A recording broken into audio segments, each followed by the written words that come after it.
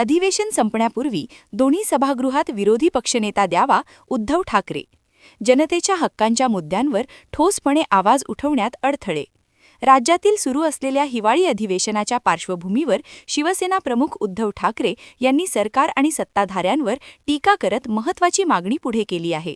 अधिवेशन संपण्यापूर्वी दोन्ही सभागृहात अधिकृत विरोधी पक्षनेता नियुक्त करणे आवश्यक आहे, असे ठाकरे यांनी स्पष्ट केले. त्यांच्या मते राज्यात गंभीर प्रश्न प्रलंबित आहेत आणि विरोधी पक्षाची अधिकृत संरचना नसल्याने जनतेच्या हक्कांच्या मुद्द्यांवर ठोसपणे आवाज उठवण्यात अडथळे निर्माण होत आहेत. विरोधी पक्षनेता नसल्याने सरकारला जबाबदारीला बांधणे कठीण होते. लोकशाही सशक्त ठेवण्यासाठी दोन्ही सभागृहात अधिकृत विरोधी पक्षनेता असणे गरजेचे आहे, असे ठाकरे म्हणाले.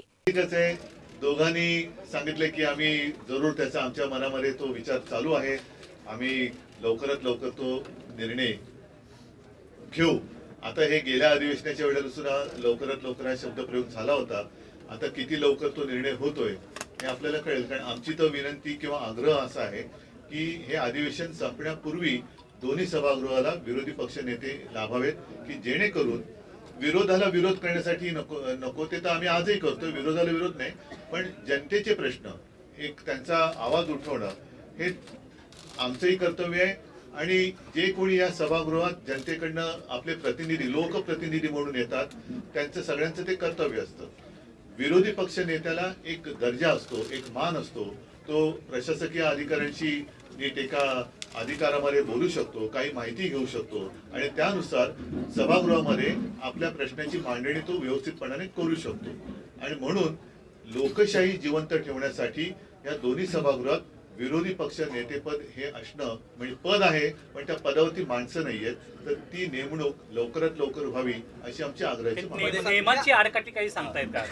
नाही, आता त्या सगळ्या गोष्टी ते बघतील आणि त्या दोघांनी इच्छा व्यक्त केली की आम्ही हा निर्णय लवकरात लवकर घ्यायचा आमच्या मनात आहे.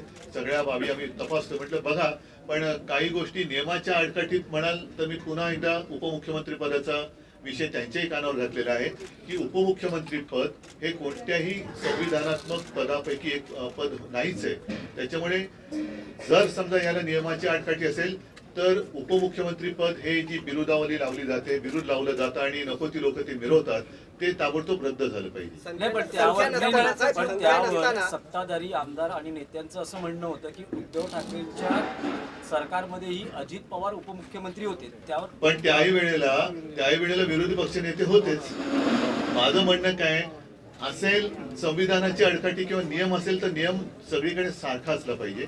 तो केवळ विरोधी पक्ष नेत्याला त्या मोजमाप पट्टी लावणार असाल तर उपमुख्यमंत्र्याला लावली पाहिजे. आणि ती मोडून जर उपमुख्यमंत्री करणार असाल तर मग विरोधी पक्ष नेते जे सत्ताधारी पक्षातले आहेत त्यांना, कारण आम्ही तर आवाज उठवायचं काम करतो. आज आवाज उठवण्यासाठी एक प्रभावी शस्त्र असतं विरोधी पक्ष नेता, ते सुद्धा आमच्याकडे नाहीये, तरी सुद्धा आम्ही बोलतो आहोत.